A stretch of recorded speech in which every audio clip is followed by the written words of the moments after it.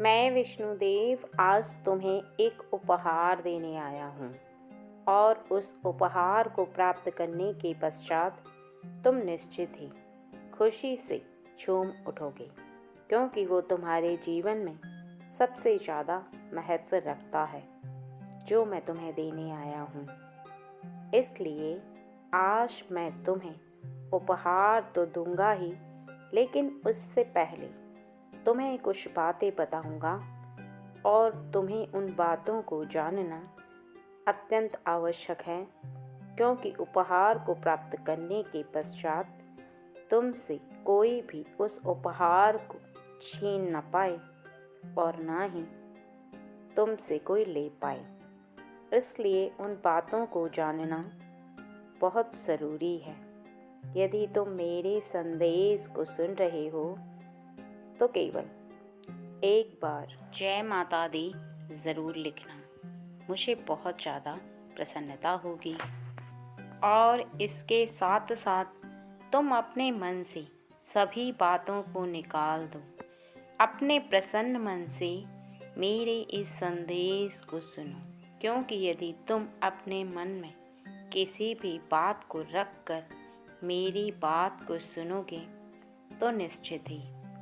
तुम मेरी बातों को सुनोगे तो सही,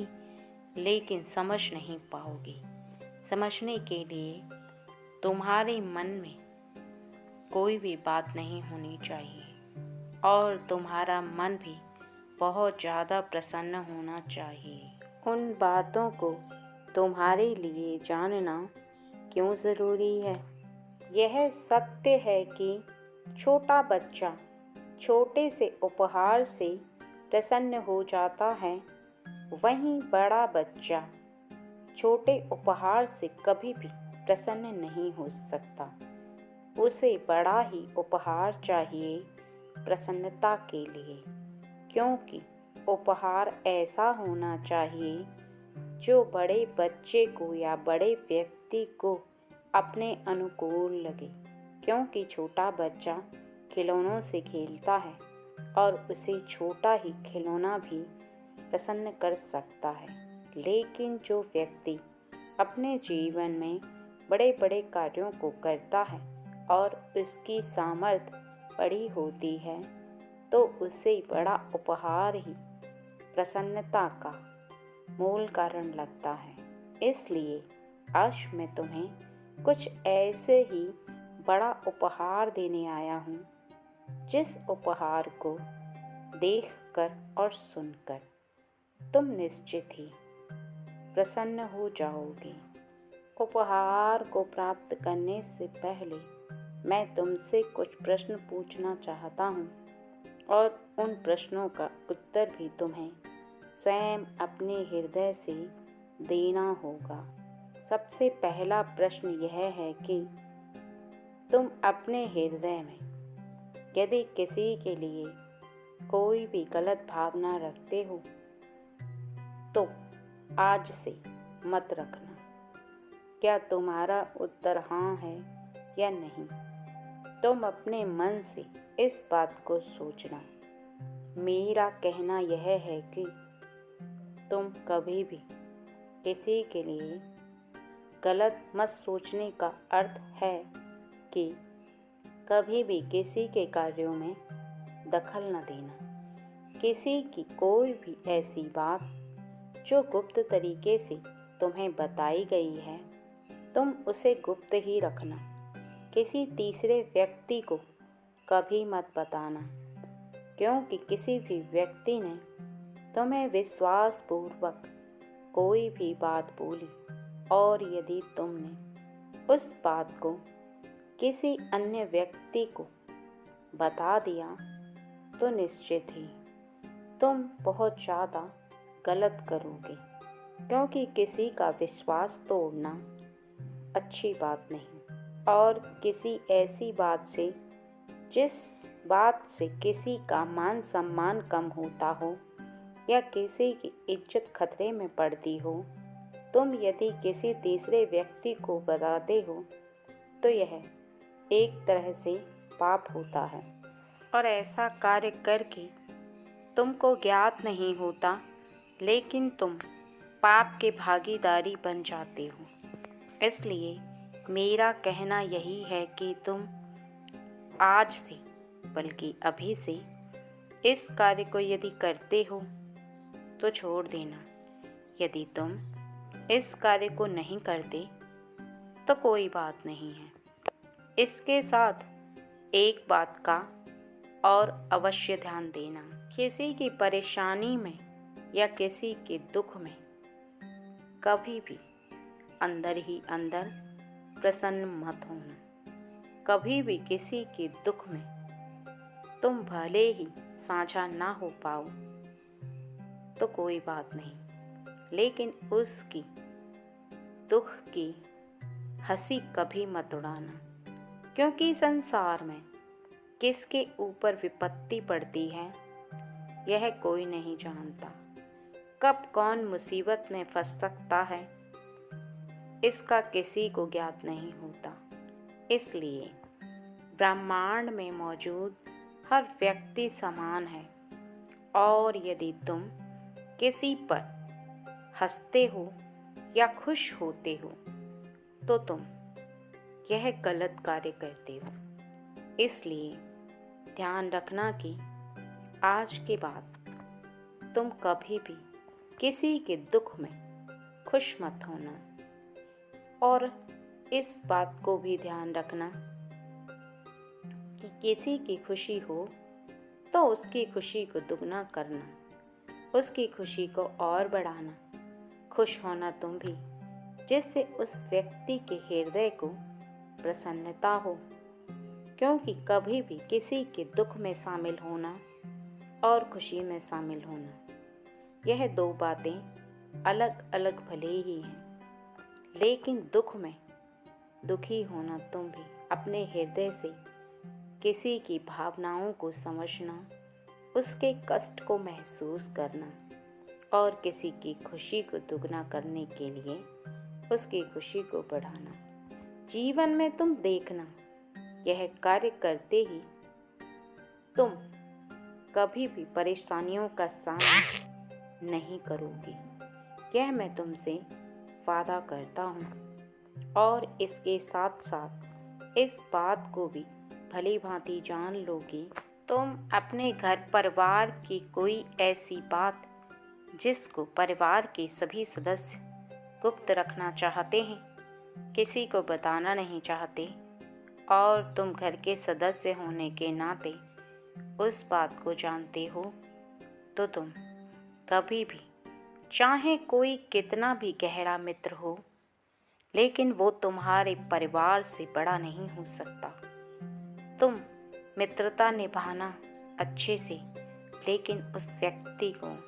अपने घर की कोई भी ऐसी बात जिससे तुम्हारे घर की इज्जत कम हो कभी मत कहना। अपने तक ही सीमित रखना, क्योंकि संसार में इज्जत कमाना बहुत मुश्किल है और इज्जत गंवाना बहुत आसान। क्योंकि यदि तुम्हारे मुख से निकली बात तुम किसी को बता देते हो तो तुम किसी को नहीं रोक सकते।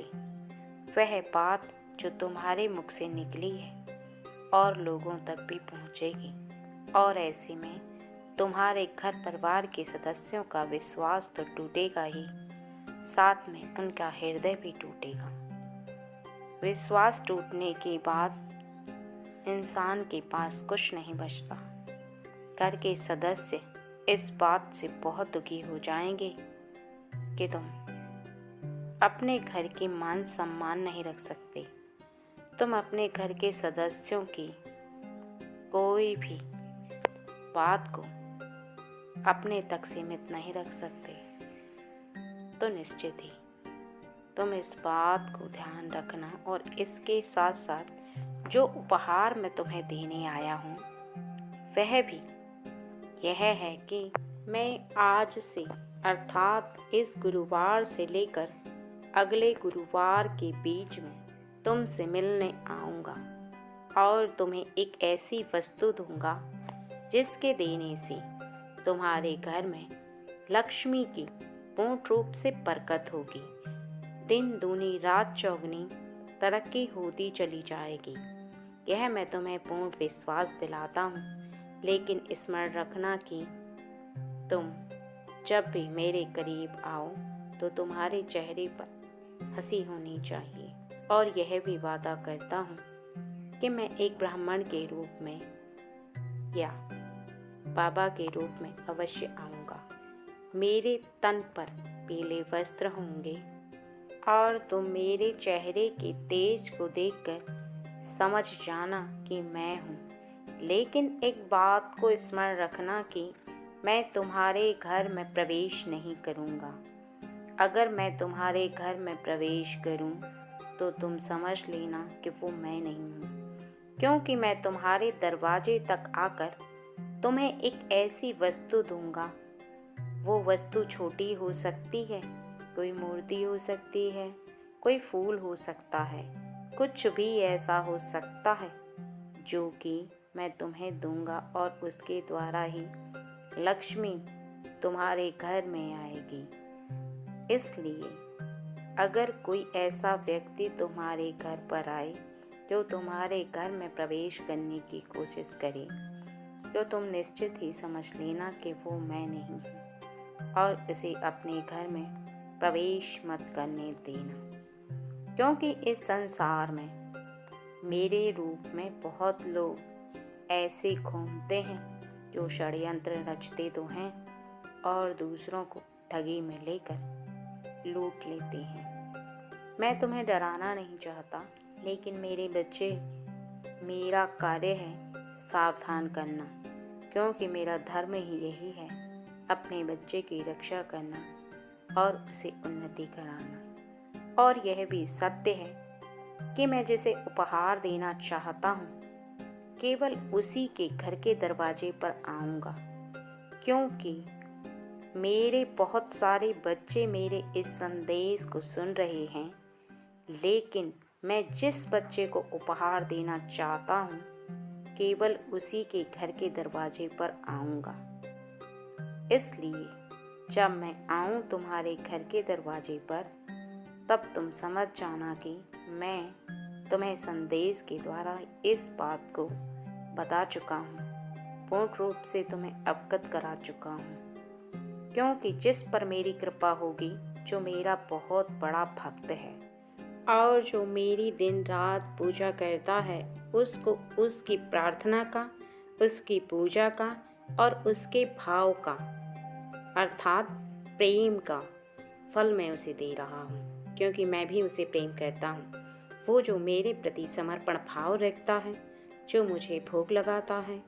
जो मुझे पल पल स्मरण करता है, कभी भी मेरे ऊपर से अपना विश्वास हटने नहीं देता, वो कभी भी दुखी नहीं होता इस बात से कि उसके जीवन में क्या चल रहा है। उसके हृदय में हमेशा यह विश्वास उत्पन्न होना कि मेरे विष्णुदेव हैं ना, मुझे किसी भी बात की चिंता करने की कोई आवश्यकता नहीं है। उसका फल मैं उसे दूंगा, क्योंकि जो उसका विश्वास है मुझ पर अटल, उसे नहीं टूटने दूंगा, क्योंकि मैं पिता हूँ और पिता अपने बच्चे के विश्वास को कभी नहीं टूटने देता। बच्चा यदि कुछ गलती कर भी दे और अपने पिता से माफ़ी मांगे तो पिता का दिल बहुत ही कोमल होता है, कुछ ही समय में उसे माफ़ कर देता है, क्योंकि यह बात बहुत अच्छे से ज्ञात होती है हर पिता को कि बच्चे का मन बहुत ही ज़्यादा चंचल होता है और उसकी चंचलता उसे किसी न किसी ऐसे कार्य को करवा देती है जो कि सही नहीं होता। और बच्चे को जब इस बात का आभास होता है कि उससे गलती हो चुकी है, तब वह अपने पिता से उस गलती की माफ़ी भी मांगता है और आगे से ऐसा कार्य नहीं करूँगा, इस बात की भी वह विश्वास दिलाता है। और यही कारण होता है कि पिता उसे माफ़ कर देते हैं, उसे अपने सीने से लगा लेते हैं, क्योंकि पिता हो या माता, उनका प्रेम अपने बच्चे के लिए अथाह समुद्र की तरह होता है जैसे समुद्र में बहुत ज़्यादा पानी होता है और पिता का हृदय भी इतना ही पानी से भरा अर्थात प्रेम से भरा होता है, जिसमें उसके प्रेम के फूल खिलते रहते हैं और वो अपने बच्चे पर जान छिड़कता है, क्योंकि उनके लिए वो अनमोल रत्न होता है, उनके लिए वो उनकी ज़िंदगी की पूंजी होता है। इसलिए तुम यदि जो उपहार मैं आज देने वाला हूँ उसे प्राप्त करना चाहते हो तो तुम मुझ में विश्वास रखो, मुझसे प्रेम करो, क्योंकि यदि तुम विश्वास रखोगे और प्रेम करोगे, भावनाओं को रख कर मेरे पूजा प्रार्थना करोगे तो निश्चित ही तुम जो मांगोगे वो भी दूंगा और तुम्हारे जीवन में तुम्हें वो उपहार खुद ब खुद प्राप्त हो जाएगा जो मैं तुम्हें दूंगा, क्योंकि तुम्हें मैं प्रकृति के नियम के चलते दिखाई तो नहीं दूंगा, लेकिन किसी के द्वारा तुम तक उस उपहार को जरूर प्राप्त कराऊंगा। इस बात का मैं तुम्हें वादा करता हूँ और इस वादे को किसी भी हाल में टूटने नहीं दूंगा। तुम बस मेरे बच्चे मुझ पर केवल एक बार विश्वास करो, जो कहा है वो करो, और इसके साथ साथ कुछ बातों का जो बताई हैं उनका ध्यान रखो, क्योंकि जीवन में जब बड़ा मुकाम हासिल करना होता है या कोई ऐसा रास्ता प्राप्त करना होता है तो छोटी छोटी बातों पर और तुच्छ जैसी बातों पर ध्यान नहीं दिया जाता, क्योंकि यदि तुम अपना हृदय छोटा रखोगे तो निश्चित ही छोटी मंजिल प्राप्त होगी।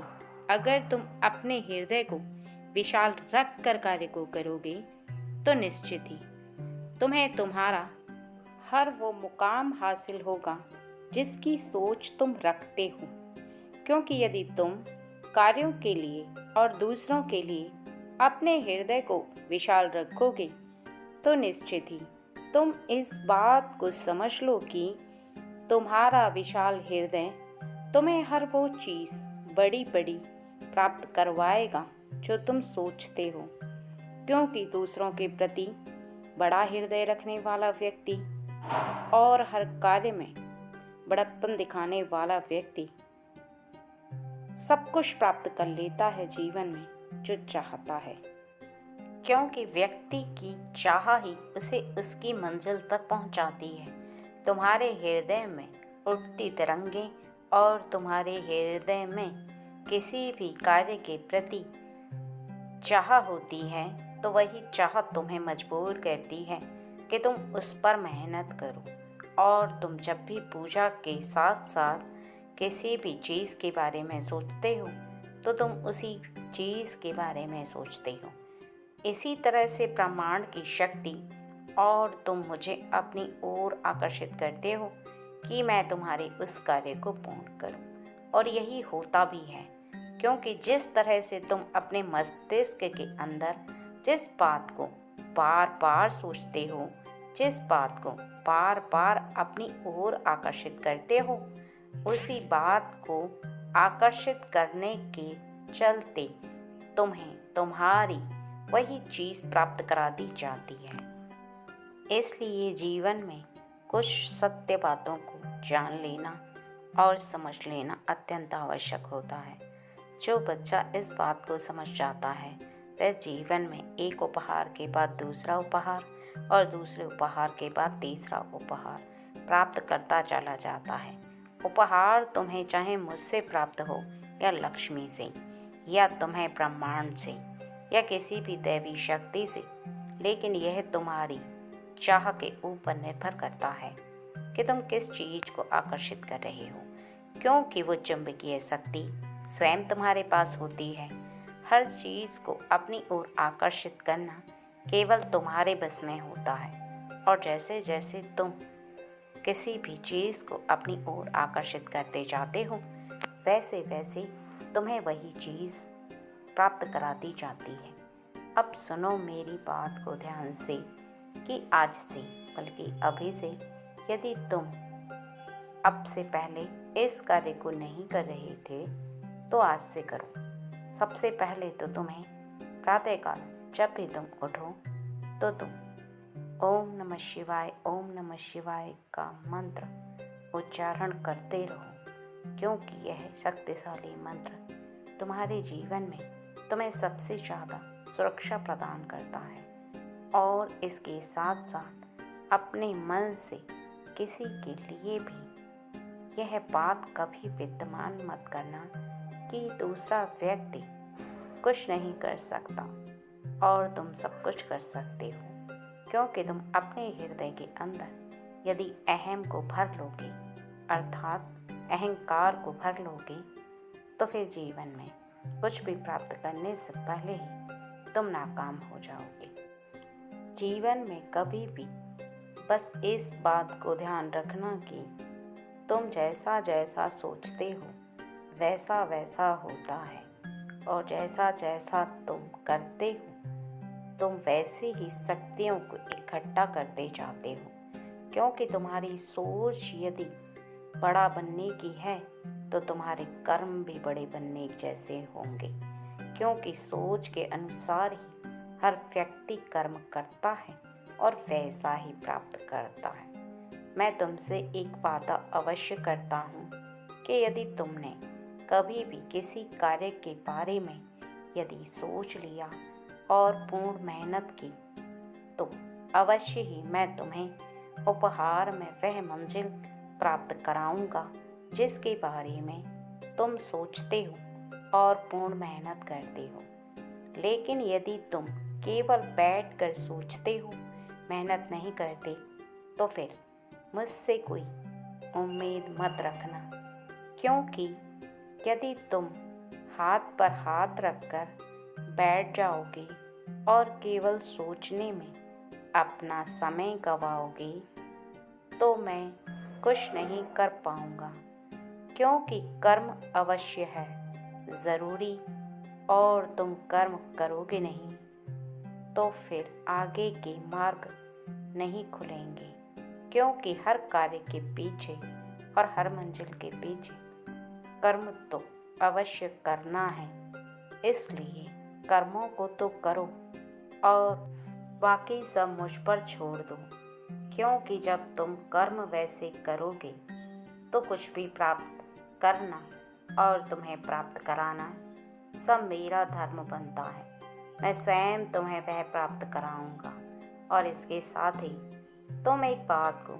ज़रूर ध्यान रखना कि किसी के बारे में कभी भी ऐसा मत सोचना कि अपने कार्यों को बनने के चलते या बनाने के चलते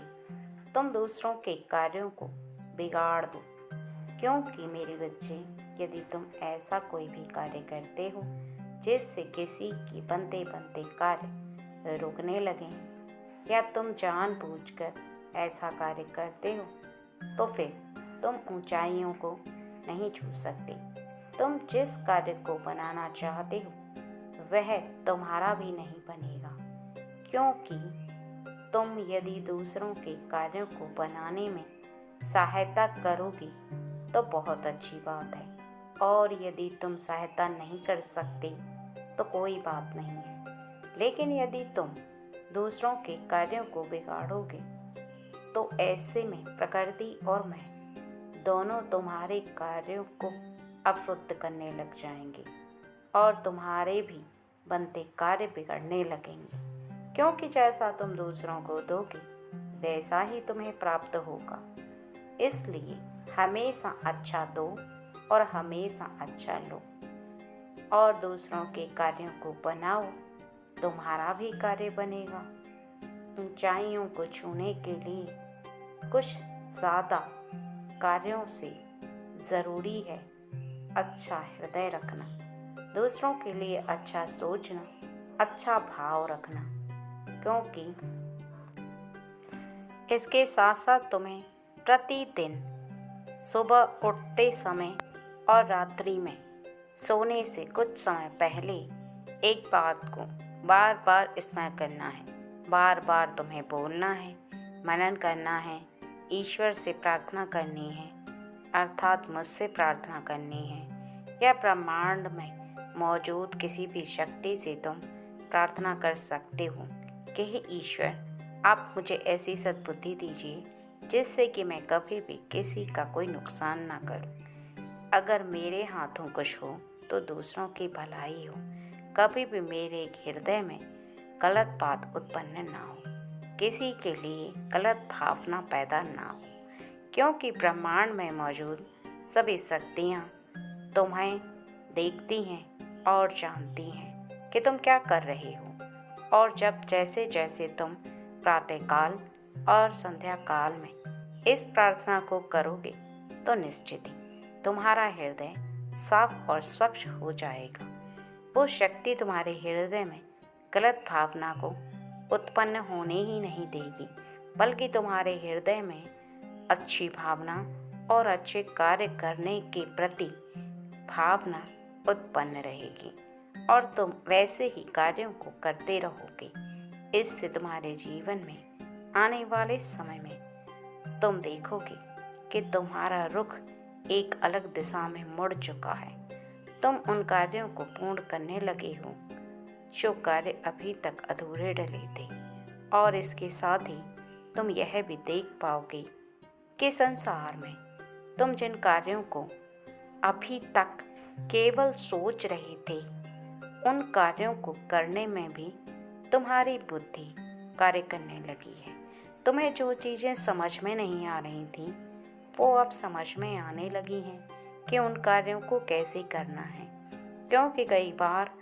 किसी भी कार्य को लेकर मन का यह संकेत कि तुम इस कार्य को नहीं कर सकते तुम्हें और भी उलझन में डाल देता है। तुम फिर कोशिश करने की वजह शांत बैठ जाते हो, चुपचाप रहकर उसके बारे में केवल यह सोचते हो कि तुम नहीं कर सकते, तुमसे होगा नहीं, और फिर तुम उस कार्य को छोड़ देते हो। लेकिन जब तुम्हारी बुद्धि सही कार्य करती है और बुद्धि का संकेत होता है कि तुम इस कार्य को कर सकते हो, तो तुम करने जुट जाते हो उसी कार्य को, क्योंकि तुम्हारी बुद्धि का संकेत तुम्हें इशारा करता है कि तुम कार्य को कर सकते हो। तभी तुम्हारा शरीर उस कार्य पर और मन उस कार्य पर जुटने लगता है, और जुटा हुआ मन ही तुम्हें एक ऐसी दिशा में ले जाता है जहाँ पर तुम्हारे जो भी अधूरे कार्य होते हैं वो पूर्ण होने लगते हैं। क्योंकि जब तक तुम अपने मन की शक्ति को एकत्र नहीं करते या तुम अपने मन को शांत रखकर इकट्ठा नहीं करते, तब तक तुम किसी एक चीज़ पर नहीं लगा सकते। लगाने के लिए तुम्हें अपने मन को शांत भी रखना होगा और एकत्र करना होगा, क्योंकि एकत्र मन की शक्ति बहुत ज़्यादा होती है और बिखरे हुए मन की शक्ति बहुत कमज़ोर होती है। क्योंकि भटकता हुआ मन तुम्हारा यहाँ वहाँ भटकता है और किसी कार्य पर नहीं लग पाता। इस उपहार को जो मैं तुम्हें देने आया हूँ, ये तभी तुम्हें प्राप्त हो कर फलीभूत होगा जब तुम अपने मन को एकत्र कर लोगे। यदि आज से तुम इस कार्य को करते हो तो निश्चित ही तुम्हारा एकत्र मन वो प्राप्त कराएगा जिसे तुम प्राप्त करना चाहते हो, वो सब दिलवाएगा जो तुम पाना चाहते हो। क्योंकि संसार में पाना तो सभी चाहते हैं, लेकिन पा वही पाता है जो उन कार्यों को करता है, अर्थात उन शक्तियों को इकट्ठा कर पाता है जिनसे वह कुछ प्राप्त कर सके। यदि तुम उन शक्तियों को इकट्ठा करने के लिए अपने मन को एकत्र करते हो तो निश्चित ही तुम मेरी शक्ति को भी प्राप्त कर पाओगे और मेरे द्वारा दिए हुए उपहार का पूर्ण लाभ उठा पाओगे। क्योंकि लाभ उठाने के लिए तुम्हें जो बातें बताई हैं उनको समझकर जो कार्य बताया है उन्हें करना अति आवश्यक है, और इस बात को समझना भी अति आवश्यक है कि कुछ भी हो जाए लेकिन तुम्हें अपने मन को बिखरने नहीं देना, टूटने नहीं देना और ना ही तुम्हें कभी उदास होकर चलना है, बल्कि प्रसन्न मन तुम किसी भी कार्य को करोगे तो तुम्हारा मन जो कार्य में लग रहा है उस कार्य पर ज़्यादा लग पाएगा